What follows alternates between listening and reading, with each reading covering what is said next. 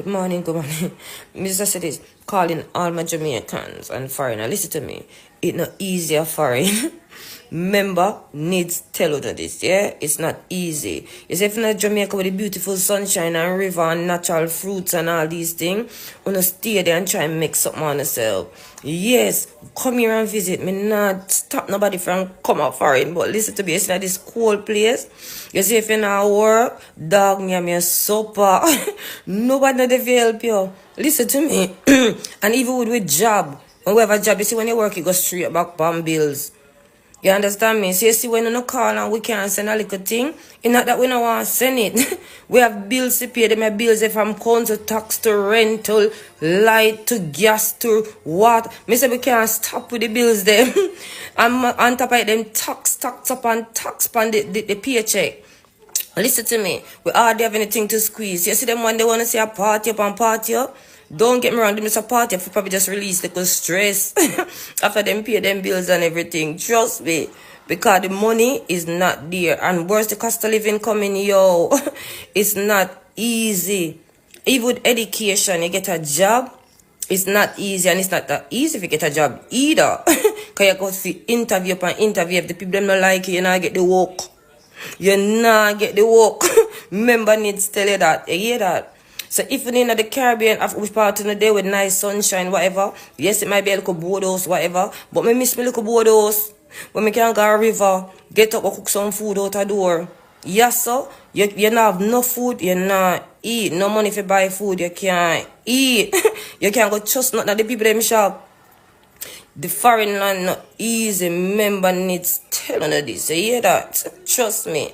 Me always dream for just work and go back because obviously my mother sent for me. You understand me? Because she had to seek a better life. Education, me do my flight attendant, everything. But me get sick. You understand me? After that I be a buckling. Yo, remember me tell you. Luckily me have my girl with brain. You understand me? I say.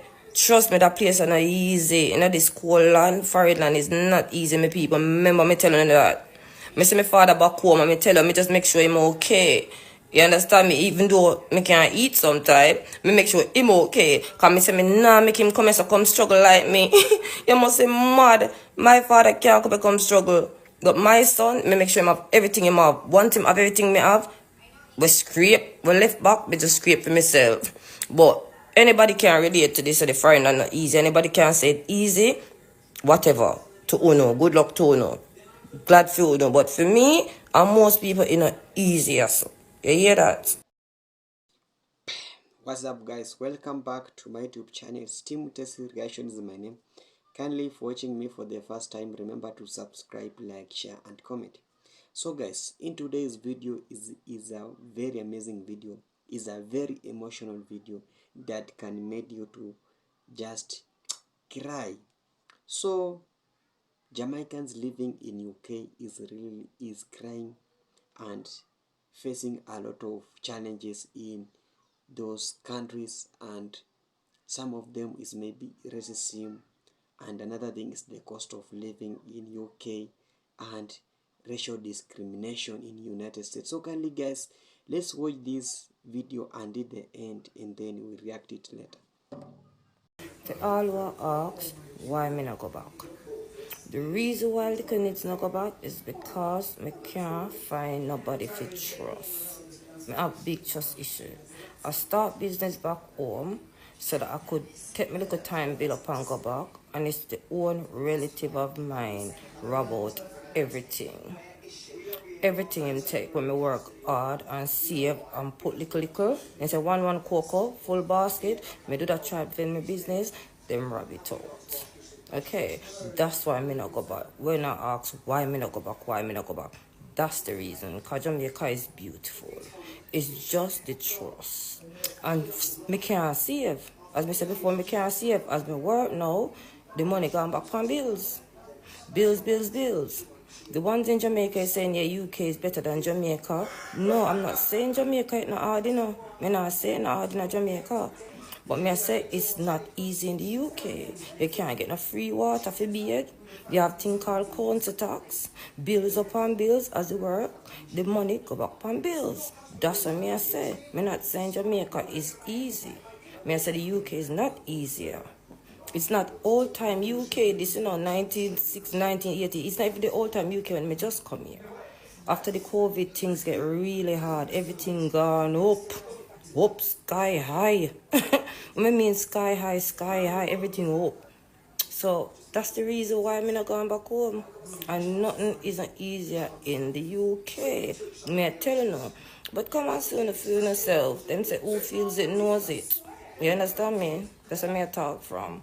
You know, say within the Jamaican diaspora, those of us that live in the United Kingdom really do have it worse. You know, just check the travel time and the time difference for one. 10 hours in the air in one tube above the Atlantic Ocean before you touch down. And when you touch down, you're transported 6 hours back in time. So you leave yesterday, arrive tomorrow, but you're really still in today. But if you're in a New York, you know, if you're part of the New York diaspora, if you're part of the Miami diaspora, if you're part of the Toronto diaspora, I want 3 hours in upon the plane, you know, I want 45 minutes sit up on the plane, and there's absolutely no time difference. And if there's a time difference, it must be about 1 hour or so. And we have what? 3 plane a week, you know? A week leaves London to come to Kingston. You hear me say 3 a week, not 3 a day.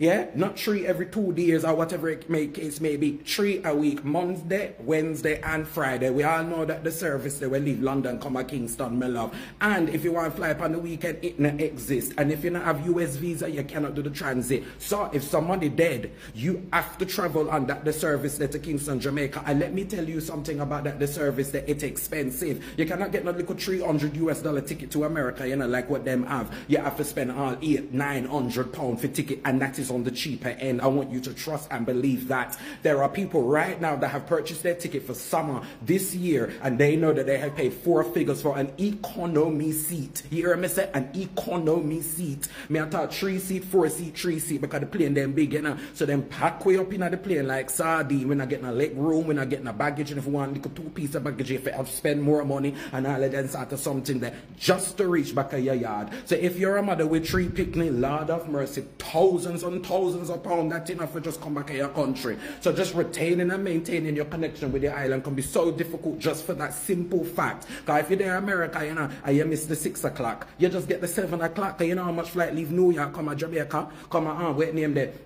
Kingston. Yes, I know some of you can say you can fly to Montego Bay and all of these things. Yes, you can fly to Montego Bay, Palm Virgin, where I have a couple plane where I go there. But still the frequency and the amount is not enough. And then when you're in Jamaica, you have to be dealing with this whole blasted thing with them people where they just believe, say, everybody that travels has moved to America. And they start talking to you about US dollars and all of them sort of something. That I have this habit of saying to them, I'm so sorry, but I'm from England and I don't bank in US dollars. I actually bank in a stronger currency.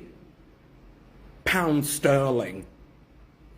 Cause me remember the days when me go to America, you know, me take £500 and the people then give me 1,000 US dollars. Oh, I bank in a stronger currency. But you're constantly in this as something where you're battling with the people them about US dollars. You're battling with the people them about the flight. You're battling with the people them about time difference. And when you reach Jamaica, my love, when you're flying from England, my love, me say, you're tired. The breed of tiredness will come down by you, know, man. Because going to Jamaica and a sort of simple something, you know, and a one little tree of a plane ride, because you come from New York as you reach it in at the same times once you probably just have one little grip. No, when you're traveling from the United Kingdom, you have to have a whole heap of things in your back, because that is a serious trip we are go on. And when you land, hey, no matter how you're excited, you're delirious because you're not asleep, you're tired, you feel away, all of them sort of something that, and it takes a good couple of days, you know, before you start to reach back into that in the system. It's not normal. May I tell you, all of the people that will live in England, we know the Caribbean, you know, the Caribbean routine of it all, knows the pressures, understands the pressures. That's why last year, you know, when we get the little opportunity to fly on Norse Airlines, the whole of the Jamaican community in a lot, they excited, my love. Everybody get joke when them pull back them airfares and say them now fly here this year again, so we get the same fucking thing. I believe there needs to be more competition, there needs to be more frequency. Because the plane them will come to Jamaica pack up, and we need more planes to come down Boya, yeah, man, to bring down the prices them, and to just allow for people's journeys and situations to be a bit more. Because the people that the boy them in England and the girl them in England, they know which part them come from, because they can't come down here because it's too expensive for fly. So come on, man, just help us out. Lord of mercy, help us out. And the reason why I talk about it, you know, is because today I sat there and I fly Monday, and I feel like say today are the first day where we start to really come back into myself, because so me feel mash up all week and tired every day from the fly where me I fly come in here. Jesus Christ. My goodness, may I tell you, the Jamaican diaspora members in the United Kingdom, we have it the worst. And I think like we need to stand up and do something about it, man. We need to do a petition or something. God Almighty, because this cannot be on. It cannot be on. God. When I tell people that I want to move back to Jamaica, the first thing that comes to their mind is, what about the crime? So let me tell you about my experience. I appreciate that my Jamaica is not everybody's Jamaica, but I can only tell you how I feel. And having lived in the UK for 9 years, let me just say this. I have experienced more direct consequences of crime in London than I have ever experienced in my entire life in Kingston, Jamaica. So when I get to England, my car gets broken into in front of my house. And babes, we lived in what they would call an uptown area, and it got broken into, but so sophisticatedly that they don't actually break any windows. It's all done electronically. So you get into the car, you're missing things, and you're almost thinking like, am I going crazy? Because there are no other signs, like physical signs that the car's been broken into. And then you realize actually your little money that you were hiding into the like flap of the mirror is gone. Anything that you had in the glove compartment is gone. And then you're like, oh damn, someone has actually robbed me. The other time, just after COVID, my car was parked directly in front of my house and the whole thing was gone. I called my sister, I said, you saw my car outside, right? She goes, of course I did. The car was not there. When I called the police and told them that my car has been stolen, they asked me if I had any video footage or any photos, and I explained no. They said, well, it was a Range Rover, and Range Rovers are being stolen all the time, so they won't bother looking into the case. I needed to contact my insurance company. I'm like, the whole car is gone and nobody's going to look into it. And then at my restaurant, I had a restaurant in Clapham, again, not the hood. I had a restaurant in Clapham, and a man threw a brick through the glass door, then climbed in to the restaurant through the door and basically stole alcohol and the till and whatever, so robbed me. Then when I looked into putting shutters on the window, because it was like floor to ceiling windows, I was told that it is a conservation area, so the council will not give me planning permission to put a shutter on the front of my restaurant. So I can't protect myself from being robbed again, but at the same time nobody is doing anything to protect me from being robbed, and I'm trying to run a business. In Brixton, I used to have a restaurant, I had it there for 9 years. Post-COVID, the rates of like crackheads and just vandalism just started to go through the roof. And before COVID, there was a little bit of code of conduct, right? Like you had 5 regular crackheads, they'd come and check me at 1 o'clock in the morning, I'd give you a little food, but you would never come into the business whilst we were open, whilst we had paying customers. It was just understood that there was like some sort of respect. Post-COVID, the new crackheads, babes, they never respect anything. They would come into the restaurant whilst I'm open, you're sipping on a 14-pound cocktail, and literally somebody is stealing your bag in that moment. And I'm like, this is getting madness. Again in Brixton, which is supposedly gentrified, someone gets stabbed at 3:30 in the afternoon. I'm like, you're not even waiting for nighttime? And for me, this was a bit weird. I opened a bar on Cold Harbour Lane. The day I was opening the bar, the roads were blocked off by police because there had been a fatal stabbing. So my point is that I have not ever had to have those concerns living here in Kingston, Jamaica. No, I am not saying that there is not an issue of crime. What I'm saying is that most times in the uptown areas, it is targeted crime. It is not being in the wrong place at the wrong time. Today I was walking downtown and many people are like, oh no, you can't go downtown. I was going downtown, I was taking pictures, I was taking videos, it was fine. Somebody told me that the rate of crime against tourists or expats is something like 0.001%, something like that, 0.01, 0.001, you get the gist. It is very little. So when you guys are telling me about crime, there is nowhere that I'm going in Jamaica that I ever feel like my car is actually going to get stolen. And the other thing is that I genuinely believe that if something happened to me in Jamaica, there would be some repercussions. Whereas in London, I felt like it was so much about being in the wrong place at the wrong time, because you have like £1 million houses here and then you have like a volatile estate there, which was very strange to me.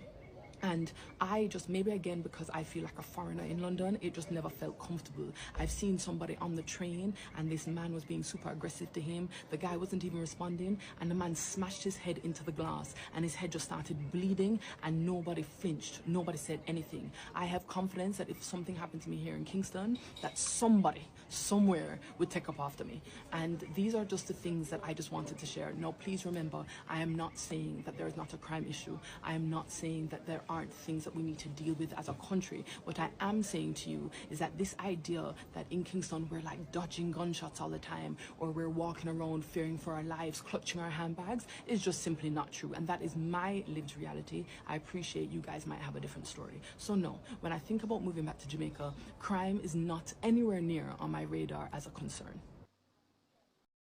Welcome back. Hope you have watched a very those emotional message from people living, Jamaicans living in UK. You see that this video can make you to cry, or if you have a dream of going on those country, you can just cancel that trip and stay in your house and study doing your business in your country, because people are really crying outside there. People are really crying in United States. People are really crying in United Kingdom. And we in Africa or Caribbean, we have that dream of going to that country. So if we have that dream of going to that country, this is just a video for you, showing you that we in Africa, we have our own resources and we can have our own freedom and build our own job. We can just create our own job, because you can view that people may be living on those countries are enjoying life or living in good life, but in deep in those people are really suffering. You have seen that lady really crying. You have seen that man really exposing the reality in those countries, because living in United Kingdom, it will require you to be hardworking and require a lot of maybe loving. It require a lot of energy, require a lot of hard work, require a lot of maybe what I call, require a lot of maybe hard work. So people are really crying and in tears, because when somebody started mentioning you the bills normally in car in UK, you will really start crying, because here in Africa, in Jamaicans, we have those normally bills we normally pay, but in UK it has entered in extra. They normally pay a lot of bills with this in card that you cannot like those bills. It's really hurting in their country and people are crying. They have come out and are really crying on those country, and a lot of now deportation is happening. We have seen in United Kingdom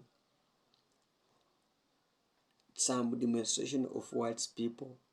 They demonstrated and protest against people, a lot of black people occupying their country. So this shows that these people, they don't really like us. They just want to use us as a puppet. They don't want us to into a country. And here in Africa, we have only one leader who have come out and shows that it's possible, called Ibrahim Traore. So Ibrahim Traore is the president of Burkina Faso, and what he has done in Burkina Faso has shown us that we Africa, we can just do it the same. We cannot rely on those countries. We can build our own hospital, because he recently launched one of the biggest hospital in Africa, and using his pockets of a not pocket resources of Burkina Faso, because here in Africa, Africa is viewed as the richest continent across all over the world, but it has stand to be the poorest continent. And yet we have a lot of resources, we have a lot of people is spread there. They can just have to build their own country. So this country requires a lot of energy and a brave leader like Ibrahim Traore to come out and save us from this European, because imperialism really affecting we as Africa, and that's why our people are really crying outside outside there. They don't, maybe some of them are losing hope because they don't see any hope in us, and this has made life being hard for them. And we pray that one day we will build our own home so that we have our own freedom, because living in UK now, they don't any freedom because racism is happening in those countries and no freedom in their countries. So kindly guys, if you are Jamaicans and living in United States or in UK, let me see reaction and what is really happening on those countries to send a warning to those viral. Let's make this video viral to most of people to know really happening on those countries. So for watching me for the first time, make sure you subscribe, like, share and comment. See you later. Bye for now.